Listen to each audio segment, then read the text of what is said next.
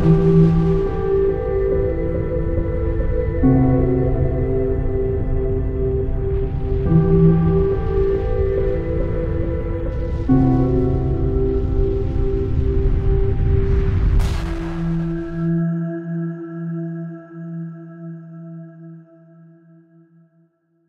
les amis, nous sommes le mardi 21 juillet 2020. Comment ne pas oublier cette date puisque c'est le jour de mon anniversaire. Donc je suis dans mes locaux du bureau, je reprends les bonnes vieilles habitudes entre midi et 2 parce que ce soir ma fille m'a réservé une surprise et donc je ne pourrai pas vous faire une émission. Et donc voilà, je suis né le 21 juillet 67 et je fête mes 53 ans aujourd'hui et j'ai une patate de la folie depuis ce matin. Je ne sais pas si c'est un effet anniversaire, pourtant c'est mon premier anniversaire que je passe en France depuis très très longtemps. D'habitude je suis en Italie à la plage, mais là même au mois d'août j'ai pas envie d'y aller parce que les nouvelles italiennes, bon c'est toujours les mêmes règles qu'en France, hein, c'est-à-dire dans les lieux clos. Le masque, vous savez que ça c'est maintenant mondial, c'est devenu mondial. On le verra après avec un commentaire, parce que je vous ai fait une petite surprise pour mon anniversaire. Voilà, c'est c'est mon genre à moi, vous faire des surprises. Alors beaucoup me disent, m'expriment à travers les commentaires que je lis. Alors je les lis pas tous parce que vous êtes très bavards hein, sur mon YouTube. Ou sur mon Facebook, je peux pas tout lire, je peux pas répondre non plus à tous les messages de joyeux anniversaire que j'ai reçus, ne serait-ce que depuis ce matin. Je vous remercie de tout cœur à tous, hein. C'est vraiment très très gentil, ça me touche énormément. Et donc je sens beaucoup de désespoir chez chacun d'entre vous. Mais faut pas perdre espoir, faut pas perdre l'envie de continuer à convaincre les autres. Il y a plusieurs méthodes pour ça, parce qu'il y en a qui disent ah ben restons entre nous les éveillés, laissons tomber ceux qui dorment. Moi je suis pas du tout d'accord avec ça, puisque c'est cyclique, hein, c'est très cyclique les personnes. Il y en a qui sont éveillés et resteront éveillés toute leur vie, c'est ainsi. Si je peux vous raconter une petite anecdote si ça vous intéresse, sinon vous accélérez de 2 minutes. Hein. Quand j'étais petit, je faisais toujours des amygdalites, des amygdales grosses énormes, et le toubib, chez lequel je me rendais avec ma maman, voulait toujours m'enlever les amygdales, et moi je refusais. Et puis il disait que c'était pas moi qui commandais, c'était lui. Et ma mère le regardait toujours très méchamment, elle lui disait non, non, c'est pas vous qui commandez, c'est mon fils. Donc si mon fils ne veut pas, on fera pas. J'ai eu la chance d'avoir une maman italienne qui m'écoutait. Euh, Ensuite, on a voulu m'arracher les 4 dents de sagesse que je n'avais pas. On voulait m'enlever 4 molaires en me disant que pour laisser de la place justement aux dents de sagesse, parce que sinon elles pousseraient à travers la peau. Là aussi, j'ai pas voulu. Et là aussi, ma maman m'a écouté. Donc j'ai toujours été confronté à ça. De façon très jeune, j'ai vu que quelque chose tournait pas rond dans cette terre et dans toutes les histoires que l'on nous raconte.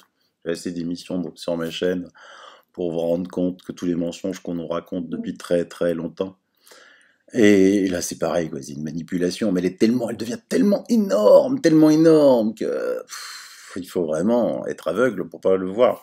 Ou alors être sous le joug des médias de la peur, payés par tous les gouvernements du monde entier. Vous savez que, ne serait-ce que le journal Le Monde reçoit des financements de Bill Gates, de la fondation de Bill Gates, 4,6 millions de dollars en 2 ans, mais en plus, ils sont sous perfusion de l'argent de l'État, parce que sinon, avec les conneries qu'ils racontent, ça fait longtemps qu'ils seraient tous en faillite. En faillite. Ces gens-là subsistent avec nos impôts, faut le savoir.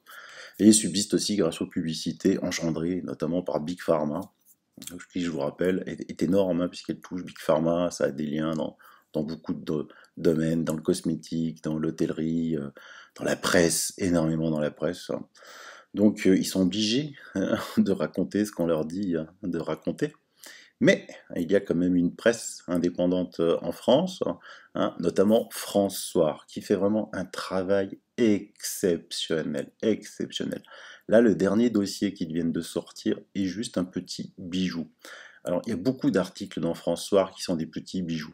Alors, si vous avez affaire à des personnes qui ont l'habitude de lire la presse, en vous disant « Ouais, mais je l'ai vu à la télé, je l'ai entendu à la radio », Bah, vous dites pas, écoute, moi, regarde, j'ai lu ça dans la presse. C'est un autre impact. Ah, tu l'avais lu dans la presse, toi. Ouais, dans France Soir. Ah bon? Et vous lui donnez un dossier de France Soir, un article de France Soir. Ça leur fera leur avis. Ce qui joue pour eux, c'est qu'ils ont tout, hein. Ils sont au sommet de la pyramide.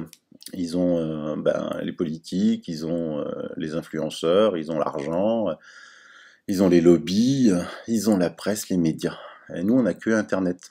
Mais plus le temps passe, au début, les gens entendent l'information, donc ils adhèrent à ce genre d'information. Mais ensuite, plus le temps passe, et le fait est, ils peuvent bien raconter des bêtises, on va le voir, la réalité va les dépasser. Et la réalité, c'est ce que nous, on dit sur Internet. La réalité, c'est que ce Covid va soit disparaître, soit se transformer en rhume pour l'hiver prochain. Alors bien sûr, il peut y avoir des effets néfastes, comme on l'a vu dans mon émission de vendredi soir et de hier soir, des effets néfastes liés au masque. Là, évidemment, on a droit en ce moment, boum, c'est comme s'il répondait un petit peu à chaque fois à une campagne de presse intensive qui dit que les masques vont bien. Vous m'envoyez aussi des vidéos où des soi-disant médecins montrent qu'il n'y a aucun impact sur la santé. Notamment une vidéo, il y a un type qui se colle une dizaine de masques les uns sur les autres, et il dit regarde, mon taux d'oxygène, il est normal. Ouais, ça, là, faites appel à votre bon sens. Collez-vous 10 masques dans la figure, et vous allez voir si votre niveau d'oxygène est le même. Donc, ils ont que ça, le mensonge, pour contrer ce que l'on dit. Et hélas, ça aussi, ça va les rattraper. Et donc, on va voir tout ça dans cette émission que je vais appeler émission anniversaire. Et donc, on va commencer par les champignons dont je vous parlais hier. Je vous mets un article. Alors, comme d'habitude, dans le descriptif de l'émission, je vous mets les articles. L'aspergillose, une maladie des poumons qui peut entraîner la mort. La guerre contre l'aspergillose est déclarée, provoquée par l'inhalation des spores de l'aspergillus. Cette maladie méconnue touche 240 000 personnes en Europe et peut, si elle n'est pas traitée, détruire les poumons et entraîner la mort. Or, ce champignon est partout. Il se plaît dans les plafonds, les greniers, les climatiseurs, les salles de bain. Mais il y a aussi donc le fumigatus dont je vous parlais hier et qui lui est partout dans les sols, dans la nature. Ce qu'il y a de bien sur ma chaîne YouTube, c'est que vous êtes des abonnés extraordinaires qui commentez beaucoup. Alors évidemment, des fois j'ai 2000, 2500 commentaires sous une vidéo, vous doutez bien que je ne peux pas les lire tous. Mais hier, j'en ai attrapé un qui est super, qui résume bien ce que l'on dit. C'est FX2 Toby. Je suis d'accord avec toi, j'ai bossé pendant plus de 5 ans en salle blanche et en chambre stérile dans la fabrication de médicaments. J'ai donc reçu des formations sur l'équipement médical. Il existe 3000 bactéries par centimètre carré sur une main. C'est pourquoi, en lavant ses mains avec des lotions à base d'alcool toutes les heures, on réduit les bactéries à environ 2000 au centimètre carré. Lorsque l'on s'habille en salle blanche, il existe tout un protocole, désinfection des mains, puis enfilage des gants stériles sans toucher l'extérieur du gant. Et ensuite, enfilage de la combinaison, puis du masque chirurgical à changer toutes les 2 heures. Attention, dans ce cas, on travaille dans des chambres salles à pression différentielle contrôlée dans lesquelles très peu de bactéries existent. Le souci du masque, dans des lieux ouverts ou en pression atmosphérique non contrôlée, a un effet statique et de ce fait absorbe tous les microbes qui l'entourent. Vulgairement parlant, pour expliquer aux novices, le masque chirurgical ou coton lavable, etc., a le même effet que les lingettes Swiffer qui attirent la poussière. Il est donc évident que ces bactéries qui se collent continuellement sur les masques se transforment en champignons, étant donné que les champignons sont les fleurs des bactéries. Donc, le fait de porter un masque rend malade, tout comme le fait de mettre son lit dans une pièce humide et pleine de moisissures. En quelques semaines, vous allez faire de l'hyperventilation, vous allez tousser, mal de gorge, vous allez avoir d'énormes soucis de bronches, car vous allez développer un champignon interne dû à la respiration de la moisissure. Donc si le Covid-19 est dit une maladie respiratoire, il est logique que si tout le monde porte un masque, une nouvelle vague va arriver, mais elle ne sera pas à l'origine d'un virus grippal, mais d'une infection bactériologique des bronches due à une mauvaise respiration. J'avais découvert une vidéo que j'avais mis dans mon groupe Facebook Les Chroniques de Silvano hier, qui était en espagnol, et j'avais demandé si quelqu'un pouvait me la traduire, et là, Cocorico. Donc je vous mets une petite chaîne qui s'appelle Viva Valval, et qui a sous-titré cette vidéo. Je l'ai posté partout depuis ce matin, sur Facebook, sur YouTube, mais pour tous ceux qui ne l'ont pas vue, je vais vous la remettre ici car elle est capitale pour comprendre qu'est-ce qui se passe dans un masque. Hein, parce que vous pensez que mettre un masque, c'est quelque chose de complètement anodin.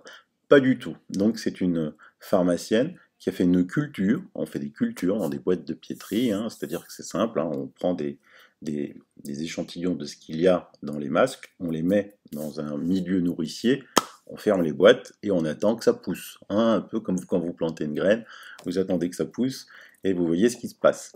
Et bien on va voir ce qui se passe. Pues estamos aquí otra vez. Vamos a ver qué ha pasado con nuestra cosecha. Chan, chan, chan, chan. Bueno, vamos para acá, donde no molestemos demasiado. Mirad, esta era la tela, esta es la placa de la tela.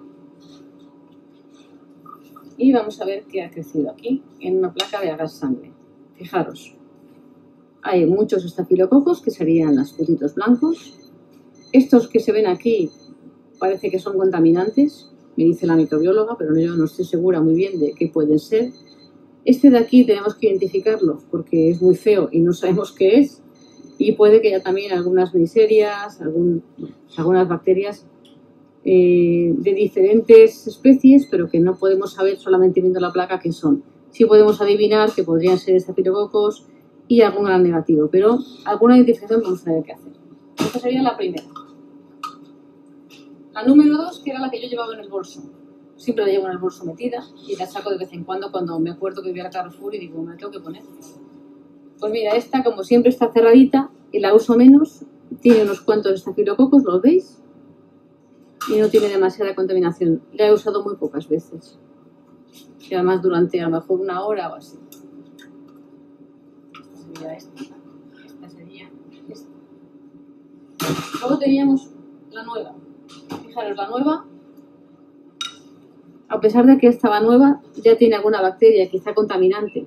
Quizá al cogerla, nada más sacarla de la cajita, ya se me ha contaminado. Porque no se la ha puesto nadie y tiene 1, 2, 3, bueno, pues alguna colonia. No mucho, pero bueno, estériles no están.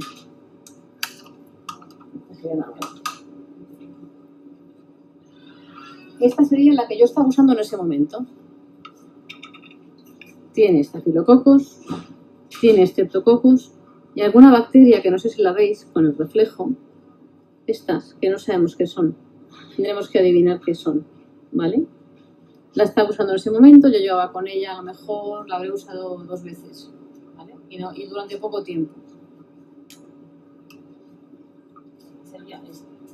Y ahora vamos a ver la que mi compañero utilizaba, decía, durante 3 semanas y además durante 8 horas cada día, mínimo o más. Qué miedo me da abrirla, por cómo la voy viendo ya desde aquí. La número 5, la última que sacamos. Fijaros lo que ha crecido aquí. Es tan bárbaro que no sé qué deciros. Aquí hay una mezcla de todo. Estafilococos, streptococos, gram negativos, bacilos, contaminantes. O sea, es una barbaridad. No sabemos si hay alguna cándida, algún hongo.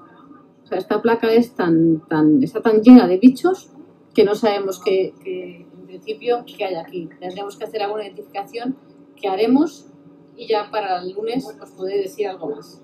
Guardaré la placa para recordarla. Se me ocurre contaros algo. Por ejemplo, me he traído un desinfectante que tenía en el bolso, que es de Pranarón. Lleva Ransara, árbol del té y un 70% de alcohol. Pues, por ejemplo, si os recomiendo que si usáis una mascarilla de tela o de este tipo, a lo mejor sería interesante de vez en cuando hacer así. Y si la queréis reutilizar, pues por lo menos hacer que se desinfecte. Encima huele muy bien, la dejáis que se seque y la volvéis a poner. Porque esta barbaridad mejor no, porque no es saludable.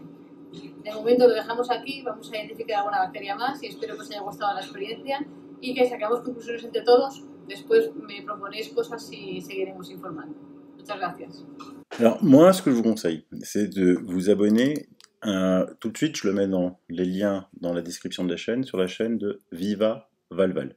Pourquoi? Parce que vous aurez compris, elle va donner la suite de ce que cette pharmacienne va trouver comme analyse de ce qu'il y a.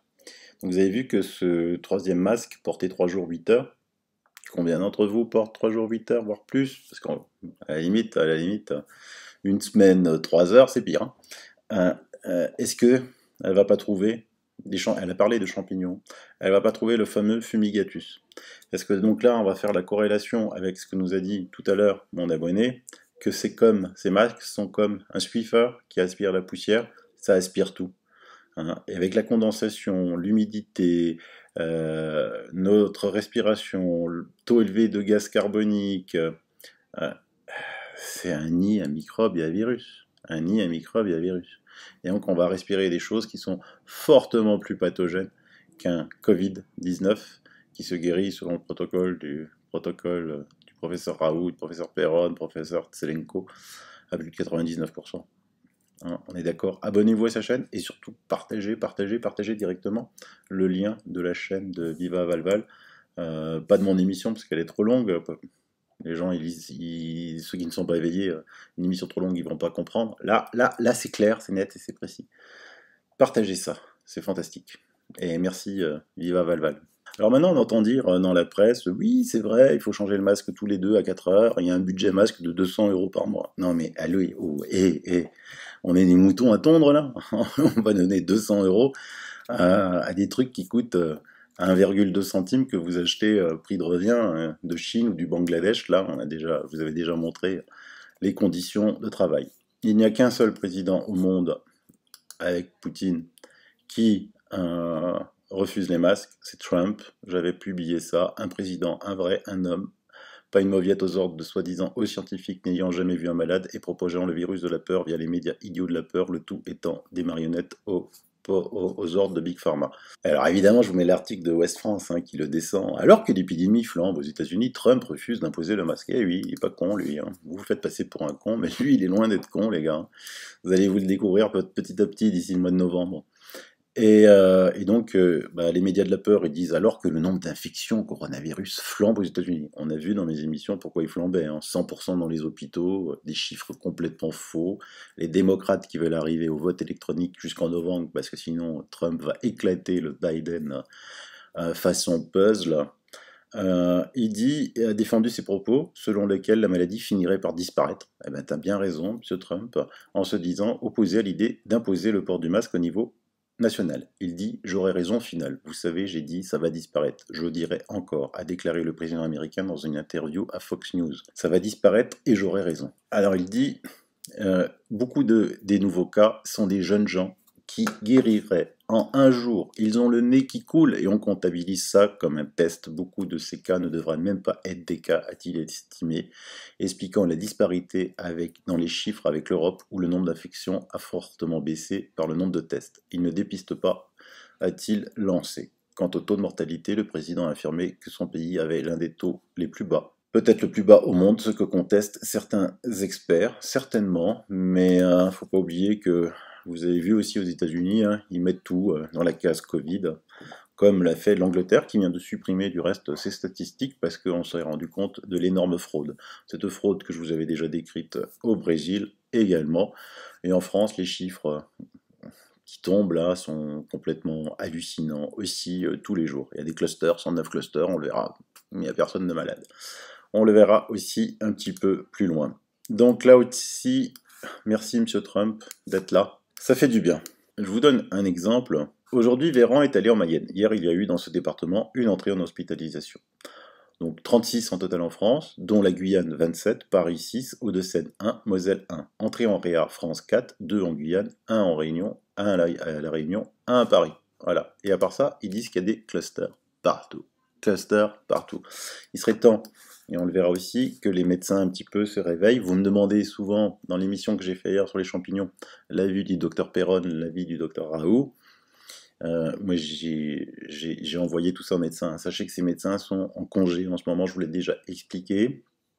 Il y en a d'autres, je vais vous en présenter un autre. Et j'ai demandé sur mon mur Facebook si quelqu'un connaissait un laboratoire d'analyse médicale sérieux, honnête, privé. Je paye les frais On va analyser ce qu'il y a dans ces masques chirurgicaux. On va faire exactement ce qu'a fait cette pharmacienne. Des masques neufs, des masques portés. Ces masques ne sont pas faits pour être portés toute une journée, voire réutilisés encore. Hein. Vous l'avez compris, c'est complètement des nids à microbes, des aspirateurs à microbes et à virus. Ils sont faits pour être portés 2 heures dans une salle climatisée ou 4 heures dans une salle d'opération blanche, c'est-à-dire que c'est ventilé et c'est aseptisé. Certainement pas pour être à l'extérieur à 30 ou 40 degrés.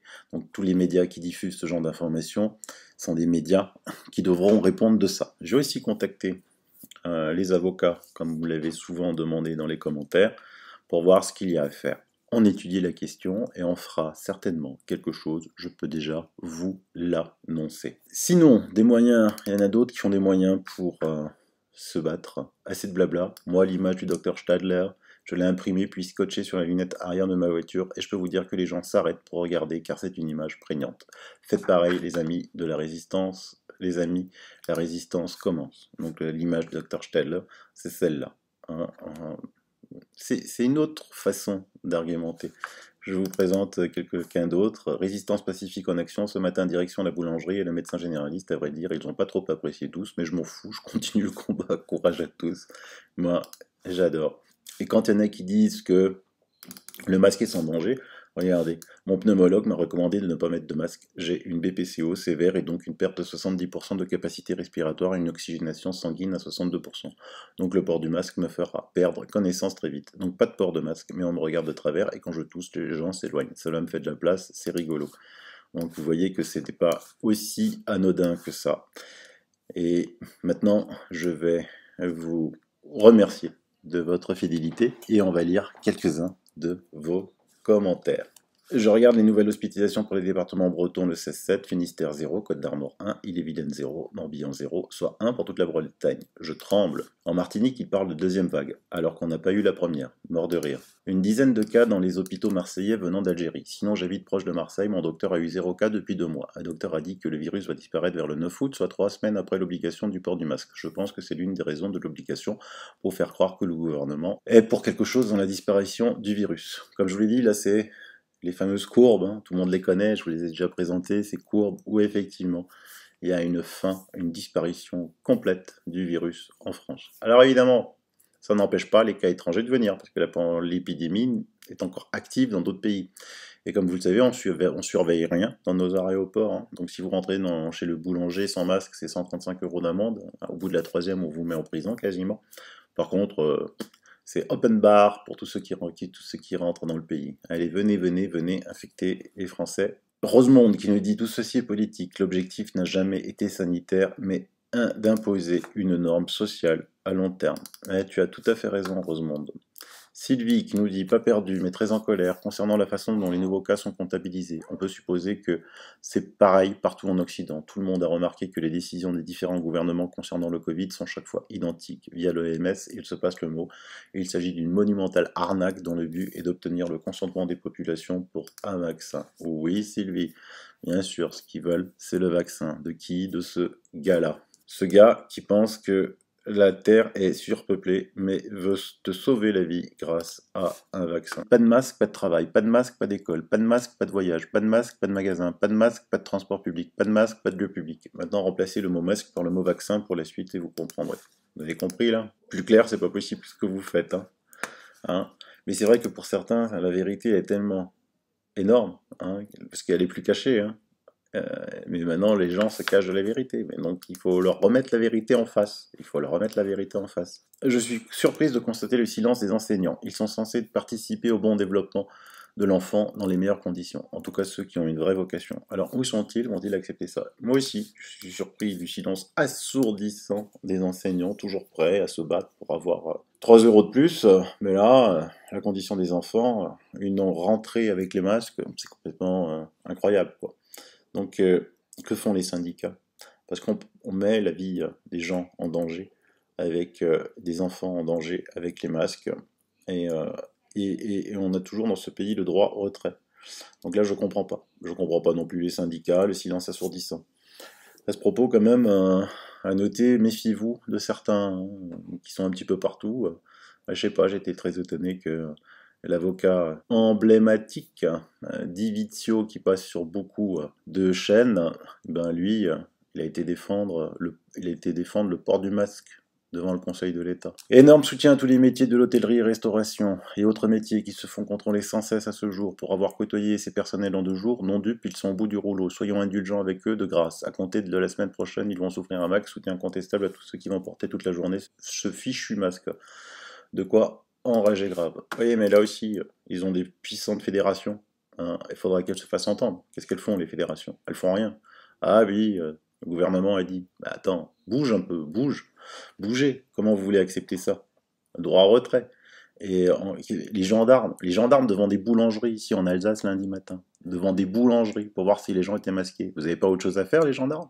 Pendant qu'on tue des gens, pendant qu'il y a des voyous qui font la loi, pendant que dans certaines régions, les habitants font copain-copain avec les dealers. Et vous, quoi? Vous contrôlez les boulangeries? Ouais, franchement, moi j'aurais honte, hein. Honnêtement, j'aurais honte. Bonjour Sylvano, merci pour ton travail, qui est un soutien sans faille dans cette période de stress intense. Un truc m'interpelle, pour autant, je ne comprends pas que le corps médical ne se dresse pas contre l'ordre des médecins qui les empêchent de parler sur le recensement des cas Covid. De quoi ont-ils vraiment peur? Perdre leur travail? Plus important que sauver la population française, quelque chose m'échappe, car pour moi, ne rien dire, c'est acquiescer, et donc c'est de la complicité. De plus, avec le port du masque rendu obligatoire au 1er août, on imagine bien que les effets secondaires dus au port du masque vont être importants. Est-ce que les témoignages que tu reçois ne peuvent pas permettre de mettre ça en lumière? Les avocats en lien avec toi ne peuvent-ils pas faire quelque chose? C'est grave. Et la guerre des nerfs n'a qu'à bien se tenir, mais là, on part à la catastrophe, et moralement parlant, le peuple est fatigué et est à bout. Oui! Et c'est ce qu'ils veulent, et c'est ce qu'ils veulent. Donc oui, les médecins réagiront, je vous en présente un. Oui, les avocats vont faire quelque chose. Mais vous, les éveillés, il ne faut pas baisser les bras. Et il faut continuer à rester haut et continuer à réveiller les dormeurs. On y arrive, même si des fois c'est dur, même si vous avez passé une journée avec, vous avez fait chou blanc, c'est pas grave. Remettez-vous à l'ouvrage, le lendemain, vous aurez quelque chose. J'ai un ami italien qui m'a dit « Non, Sylvano, moi je suis pour le port du masque, tu dois le porter toi aussi. » Bah, je lui ai envoyé juste la vidéo là. Hein. Il m'a répondu « C'est mieux sans. » Donc vous voyez, des fois, il suffit un petit peu de montrer des choses simples. Hein. Là, j'ai enlevé le nom de la personne parce que j'ai pas envie qu'elle ait un souci. J'ai un examen médical d'embauche le 23, il demande déjà le carnet de vaccination. Moi, je connais que le carnet de santé. Et si je peux les coller au tribunal et faire un précédent sur la protection des données personnelles, je le fais. Si vous avez des billes juridiques sur le sujet, personne ne peut vous demander votre carnet de vaccination, sauf si vous devez aller dans un pays qui vous demande un vaccin obligatoire. Sinon, une entreprise n'a strictement rien à faire avec votre état de santé. Rien. Mon beau-père s'est retrouvé avec un cancer important du côlon quand il appelait les médecins, on lui disait « Restez chez vous, Doliprane ». Alors là, des témoignages des gens qu'on leur dit « Ah, j'ai mal au ventre, c'est le Covid, restez chez vous, Doliprane. Ah, j'ai mal ici, restez chez vous, Covid, Doliprane. » Un lien hyper important, vidéo sur Twitter du 6 juillet. Je ne l'ai vu passer nulle part en France. Le docteur Scott Jensen, docteur en médecine et sénateur républicain du Minnesota, élu meilleur médecin de famille en 2018, il explique comment il a reçu en avril les consignes pour apposer le plus possible Covid sur les certificats de décès. Il est poursuivi pour avoir dénoncé la falsification du nombre de décès par Covid et pour avoir dit que la grippe tue plus que le Covid. Il conclut « We better all stay engaged, thank you ». Ben, en fait, c'est normal qu'on n'en parle pas. Hein. Les médias, chez nous, ils parlent pas de ça. Hein. Ils vont parler plutôt du docteur démocrate qui dit que Trump a un idiot. Hein. Isabelle, moi ce que j'ai trouvé bizarre, c'est la multitude de symptômes différents pour une maladie. La rougeole donne les mêmes effets à tous. Idem Ebola, dengue et autres. Eh oui, parce que ce virus-là, comme je l'ai dit maintenant depuis plusieurs mois, on meurt avec, on meurt pas à cause d'eux. D'accord? Médecin légiste de Hanovre, de tous les morts supposés du Covid, il a trouvé 0 cas de décès dû au Covid, mais il a trouvé plein d'autres pathologies. Et c'est pour ça qu'il n'y a pas toujours les mêmes pathologies, parce qu'on meurt avec le Covid, pas à cause du Covid. Hola Silvano, un bonjour de la République Dominicaine, ils viennent de nous remettre 45 jours de toc de queda, couvre-feu en français, c'est tout simplement insupportable, et les masques obligatoires, ou sinon c'est la prison directe sans autre forme de jugement. Bah voilà, pour ceux qui veulent aller en République dominicaine, au moins vous savez à quoi vous attendre. Merci pour tout ce travail d'investigation et d'information que vous faites. Effectivement, ce virus de la peur fait beaucoup de mal à la population. Je suis psychologue et nous en sommes qu'au début du flux de dépression et de troubles anxieux. Ce confinement a été un trauma et les enfants ont été très touchés. La rentrée va être difficile. Il me semble important de continuer à éveiller la population par rapport à ce qui se passe. C'est un travail de longue haleine et il ne faut rien lâcher, car tenir les personnes dans la peur est la pire des choses, car elles ne pensent plus, n'arrivent plus à faire preuve de discernement avec cette peur de mourir qui est omniprésente. Le bourrage de crâne a fait beaucoup de mal. Là, je remercie beaucoup Valérie Roux, parce que c'est un témoignage capital. Je vois des personnes perdre leur discernement, mais complètement. Ça, je peux vous le garantir qu'elle a 100% raison. Ils ont tellement peur qu'ils le perdent, ce discernement. Ils ne savent plus qui est vrai, qui est faux. Même des gens sensés, des fois, hein, des gens très sensés, très intelligents, partent en cacahuète complet. Pensez-y. Et c'est pour ça qu'il ne faut rien lâcher. Elle a raison. Surtout, ne jamais rien lâcher. C'est ce qu'ils veulent. C'est que nous, les gens éveillés, on lâche. On dise, allez, on laisse ces abrutis sous leur masque, sous leur truc.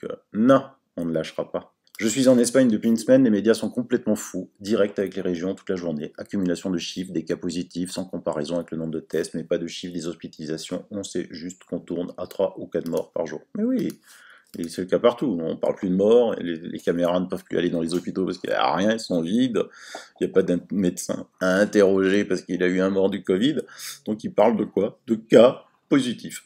Et qu'est-ce qu'il y a dans ces cas positifs? Tout et n'importe quoi, mais principalement des gens en très bonne santé. Hein. Les masques, ça sert aussi à étouffer l'affaire Epstein. Ah, ben ça c'est pas si bête, hein, parce que vous savez que la juge en charge du dossier Epstein, je vous mets le lien de mon ami Jonathan sur Exoportail, la juge, donc un agent déguisé en agent de FedEx, hein, société de transport de colis, qui a tué son fils et je crois mortellement blessé son mari.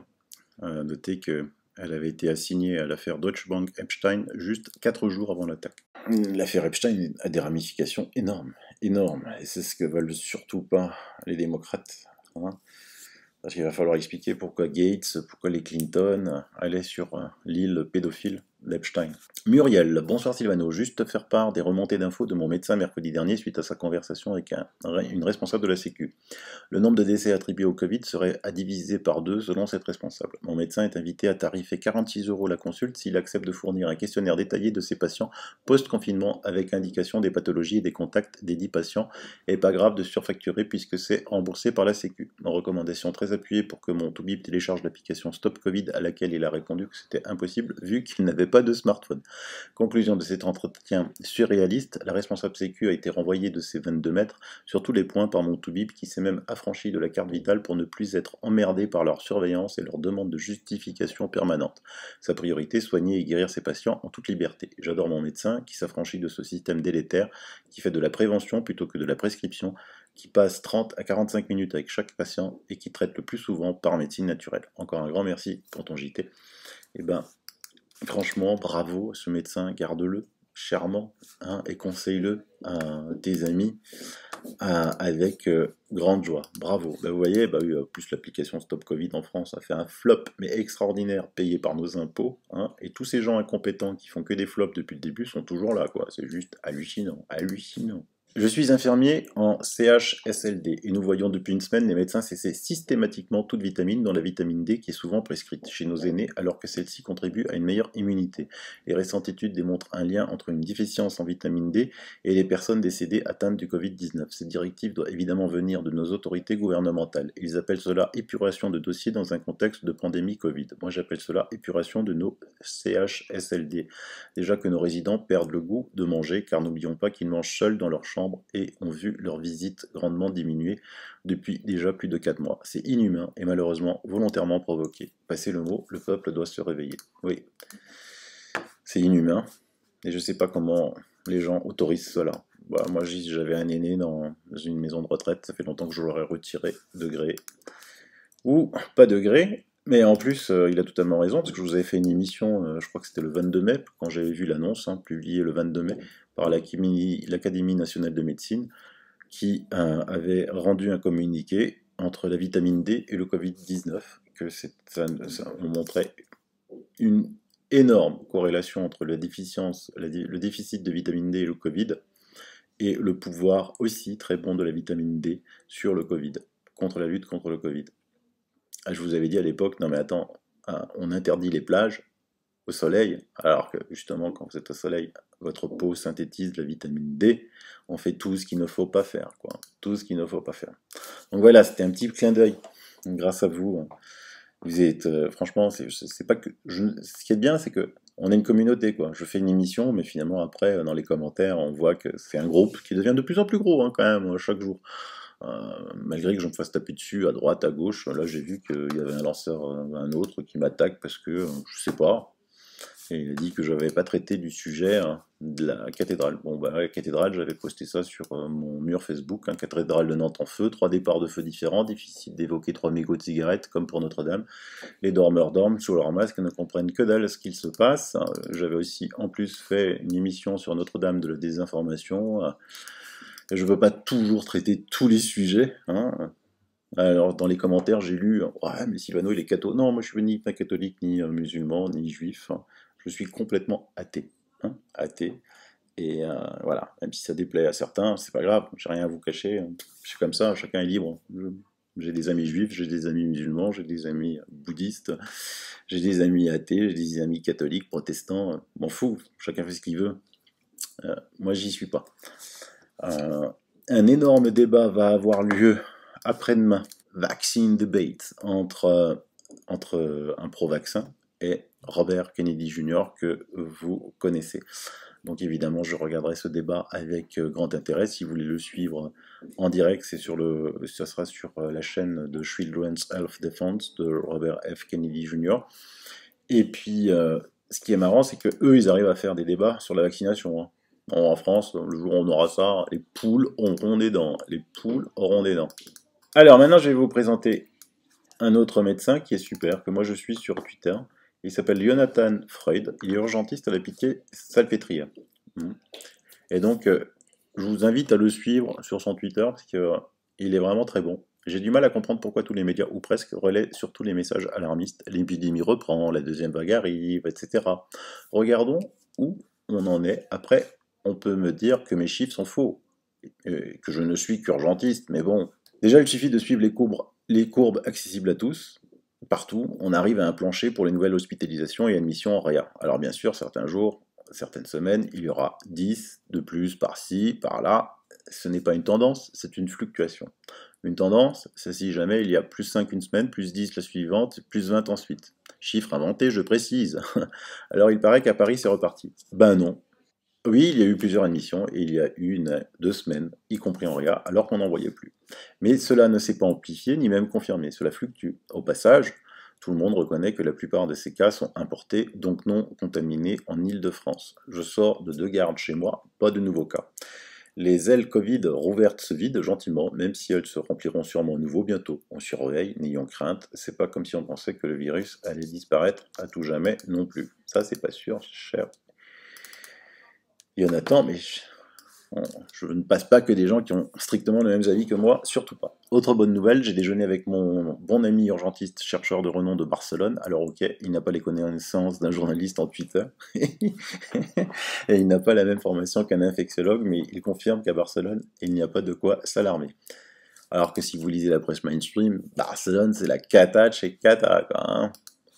Il ne voit pas de hausse particulière de cas dans ses urgences, ni dans son hôpital. Surtout Barcelone, il y a 58 patients en réa pour Covid. 58, là où c'était 1000 à une époque. Même le son de cloche à Londres, et bien sûr à Paris et dans le Grand Est.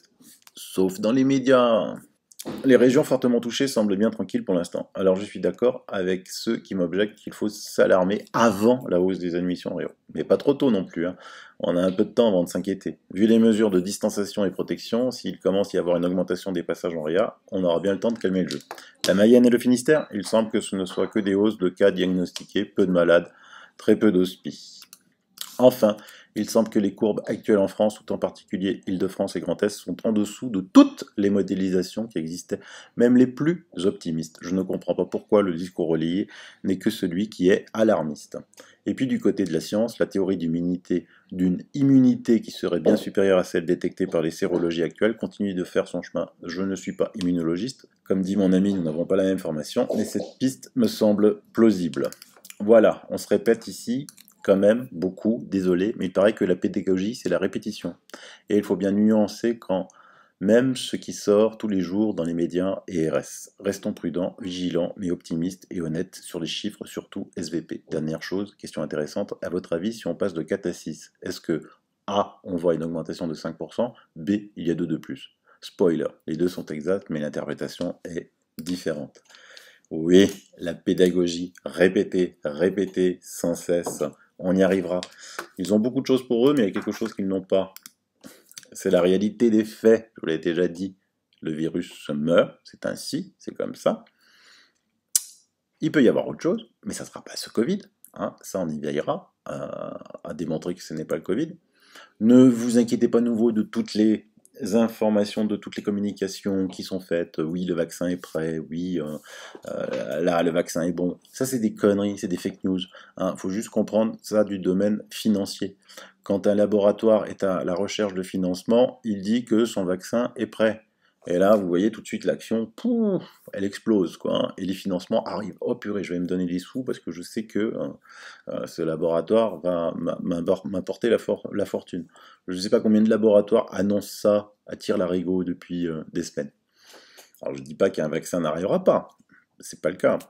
Mais de ce que je vois, moi, dans la recherche de ces vaccins-là, le type qui va sortir le vaccin contre un coronavirus, va falloir qu'il s'accroche. Hein.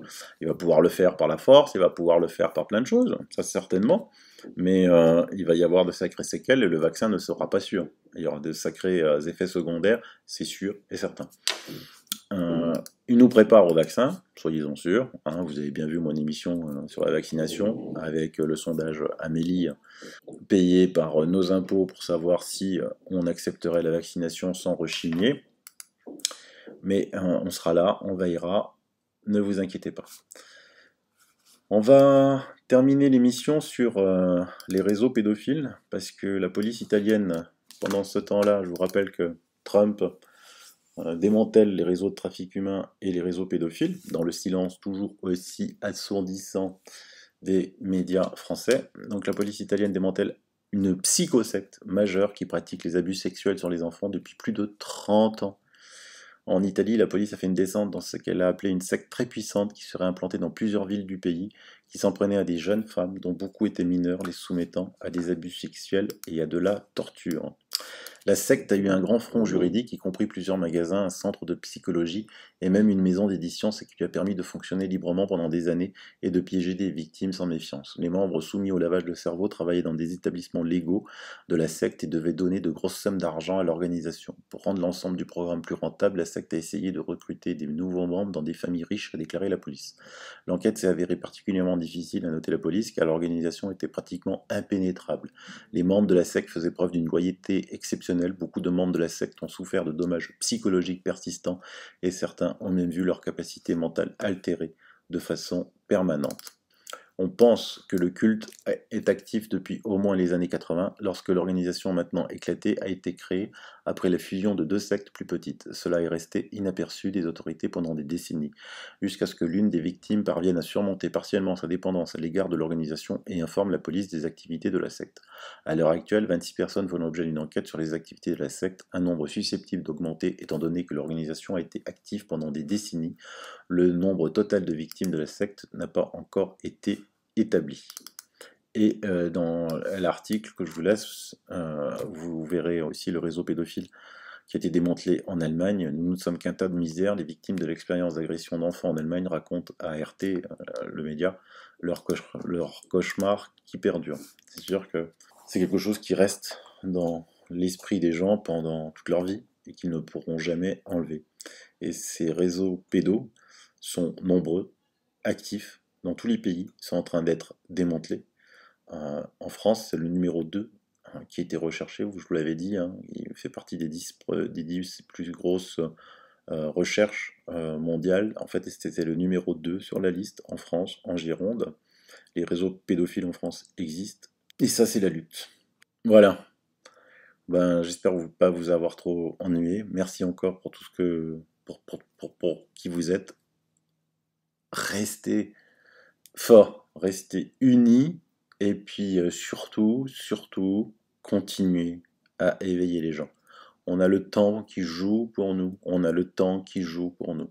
L'objectif, c'est d'arriver en septembre avec une rentrée scolaire sans masque, avec l'abolition de cette stupide idée de porter ces nids à microbes et à virus que sont les masques. Voilà, je vous laisse, je vous dis à demain. Bye bye, bisous.